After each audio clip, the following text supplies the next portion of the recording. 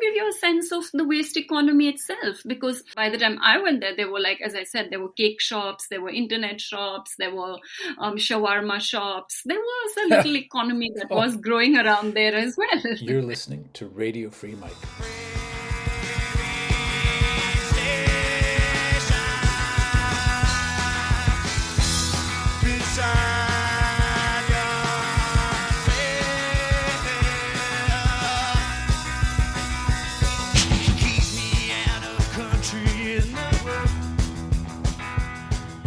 Hi, and welcome to Radio Free Mike, the podcast about freedom and its discontents. My name is Michael Scott Moore, and today we're talking to Saumya Roy, a journalist who started writing about the waste pickers of Mumbai after a major fire started on its largest garbage mountain. That was in 2016, and by then Saumya had already met a number of waste pickers and traders through a microloan NGO that she ran with her father. And Castaway Mountain, her book, is a fascinating portrait of the economy of garbage, as well as the slum established on the edge of Mumbai's largest landfill on purpose as a feckless answer to homelessness, especially after the city grew into an international business hub in the 1970s. Saumya, welcome. Thank you. Thank you for having me. I liked your book. It's this incredible sort of view into a world that most of us don't even think about. On purpose, because no matter what city we live in, we're not actually supposed to think about the trash. But in Mumbai, somewhat famously, there are trash mountains surrounding the city. Could you describe that a little bit? So funnily, even in Mumbai, when my book came out, there were so many people who told me they had no idea that this place existed. When I first started my nonprofit, I had only a very vague idea that a place like this existed. Mm-hmm. And then in around 2000, I think 11 or 12, maybe, we started to give loans through my nonprofit to waste pickers. They began coming to our office. Mm-hmm. And when they said, look, we pick up waste with our hands and all the city's waste goes to this place and we pick it up with our hands and we sort it and resell it to traders. And I said, what kind of business is that? Like, our loans will go bad if we give them to you. Right. And so they said, you have no idea. This is one business. We'll never run out of work. Do you think waste is ever going to reduce? Right. Like, there's as much work as we can possibly do. Two hands are too little. So I said, well, okay, take me, show me this place. And what I saw was something like nothing could have prepared me for it, because this place is about 320 acres large, and waste had been arriving there since 1899. Wow. And no processing. So the waste was just layered one on top of, on top of each other with just some mud to hold it in place. Mm-hmm. So it looks like garbage mountains that rise up to like 20-floor apartment buildings. And there were about 8 or 9 of them. And so you could literally walk up a mountain with like waste all around you. And it's surrounded by the sea. And there were thousands of people just working there, picking through trash. And you describe them so vividly because they're mountains, but they're eye-watering. I mean, they must smell, and they're dangerous simply because of the air quality, and they sometimes catch fire. But like you pointed out, there's this incredible economy that's grown up around them, including a township or more than one township. You talk about the township as sort of lanes that people live in, simply by setting up makeshift homes, and then they make their living off the mountain. Yeah, because everything that arrived here, at first this was made in the colonial period by the British administrators. And at this point it was a swamp by the sea. Yeah. So their idea was that if like food waste, etc., goes in here, it'll just serve to fill up the swamp and it will actually make for very fertile land for agriculture. Right. But over a period of time, it just filled up, and nothing ever left this place because the plan was not for waste to leave this place. Right. But now there's plastic, there's wire, there's all kinds of hazardous stuff arriving here. And so waste pickers, or these people living in these lanes, in these communities, were picking up things like cloth scraps that were coming from tailors' workshops, bits of paper, bits of plastic, bits of metal, and separating each commodity and selling it on to traders, and those traders would then make something new with it. So cloth scraps would be stuffed into quilts, stuffed into stuffed toys, and then resold anew, and someone would buy a stuffed toy and not know what had gone into it. Incredible. And you wrote about a woman who was, I think, maybe the oldest waste picker, or the waste picker who had been there the longest, named Vita Bai, I think. Tell me. So she was one of the first people who came to my office for a loan. Yeah. And she's the one who told me, I said, what kind of business is this? And she said, you have no idea. Like, trash is never going to reduce. Our business is never going to reduce. We can be as rich as we want if we just have the money to grow our business. And I was like, are you kidding me? Can you show me? And so she was the first person who showed me around this garbage mountain. And she, being older, asked me where I live. And I lived in downtown Mumbai. And she said, oh, I just live down the street from you. And so she had actually come from rural Maharashtra, which is the same province that Mumbai is in. And she came to Mumbai. She lived on the streets of Mumbai on the sidewalk. And at one point, as the city was growing, and they really this is the commercial capital of India, and they wanted it to be a very global city, and having people living on sidewalks, didn't go with that image of Mumbai. Right. And so the municipality basically said, you're going to get your own plot to make a house. And she had 2 little children, and she was so happy actually to be given a plot at the edge of the city, and she thought she's going to make a house.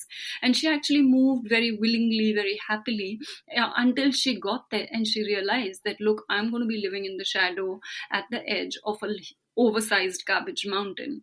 And It's difficult for me even to go back and do the work that I was doing before, which is cleaning people's houses, etc., in downtown Mumbai. And so she said, what else was I to do but to work on this garbage mountain, collect trash and sort it and sell it. And that's how she became a waste picker, because there was nothing else to do if you were deposited there. Wow. And what year was that? When did she get the plot? I feel like she probably reached there in the early 70s. Oh, okay. Yeah. So her son Nagesh was quite young at that time. I think when she reached there, he may have been like 7 or something.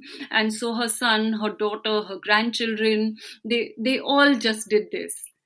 Right. So that became her job, but it became the family business too, in a sense, because they were so remote from the rest of the city.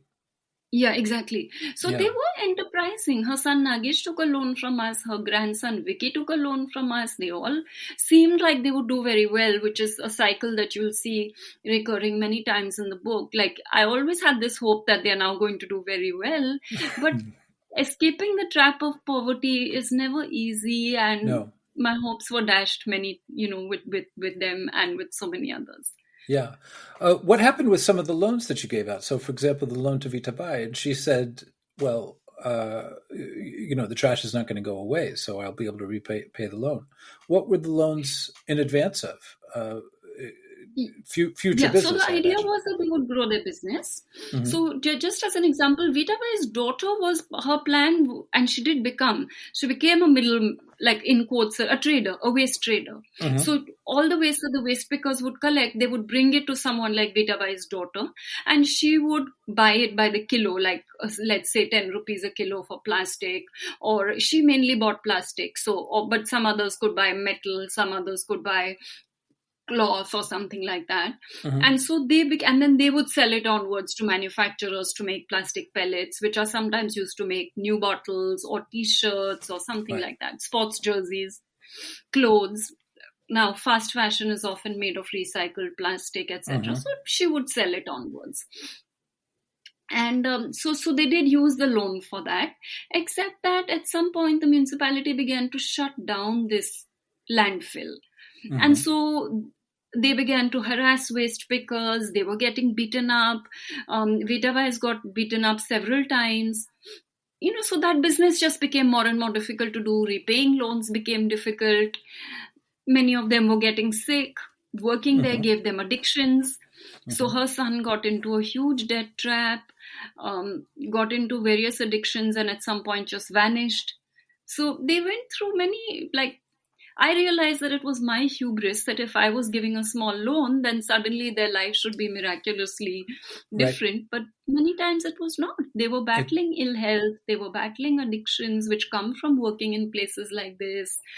They were battling many things. Yeah, it wasn't that easy.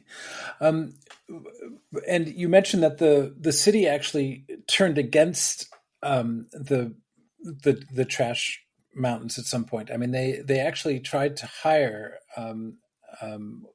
companies, one company in particular, Tatva, to remediate the mountains, to get rid of the mountains somehow. And once the company tried to do that, they actually ran into trouble with the waste pickers. I mean, they ran into trouble with this enormous economy that had built up on the edge of the city. They did. Actually, through the book, I mean, there was a court case that was going on. And whenever I would talk to waste pickers like Vitabai or Nagesh, they would just say, oh my God, this court case has been going on since we were children and nothing ever comes of it. Right. But then in 2016, there were fires on the garbage mountains that led to a huge amount of smoke, and that was captured on NASA satellite pictures, and that was reported across the global media in CNN and the New Yorker and places like that. And so the municipality figured they needed to really get on this and remediate this landfill. And so what I will say is that the case had begun in 1993, and the idea was to have a waste-to-power plant there, to turn the waste into power. And so far, I don't think a single kilowatt of power has been produced at the dumping ground. But there is a plant. There is a small plant that is coming now. And waste is also now going to a different site for the most part. And what is happening at that site is also contested whether any of it is being made into anything else. Right. Well, so we'll come back to the fire, but I thought it was fascinating that not only an economy had grown up and not only a township, but also some extreme self-interest. So the economy eventually got organized by gangs. And so gangs would take over one mountain, for example, or one area where the trucks could dump, and they would be very protective of that area or one kind of trash. And so talk about that a little bit, because when the supply stops coming, then the gangs get hungry. Yeah. So when I began to see the court case, the case began in 1993, and throughout the court case they are asking things like, is there a boundary wall, is there a boundary wall, is there a boundary wall, is there a boundary wall? And there is not. Like every time they make it, it's broken. Are there lights? There are not lights. So which is to say that there was a degree of administrative lapse. If you don't secure a place, there is bound to be people entering inside at all points of time. Right. And so when through my foundation, when we first began our loan work, people would say, oh my God, you don't want to work there.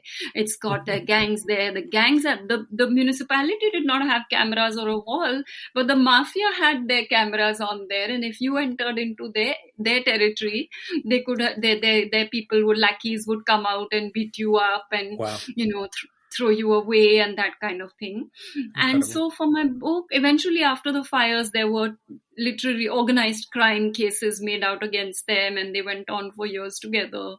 And so for my book, I did go out and meet many gang members actually, and the heads of these gangs, Atik and Rafiq. And I'm sorry to interrupt, but this has been a free preview of this episode. And the whole thing is open to paid subscribers to Radio Free Mike. So if you'd like to hear the rest, please hit the link in your show notes or in the body of the email we've sent you and upgrade your subscription over at Substack. Then you'll be able to listen to the full episode on any platform. Thanks for listening.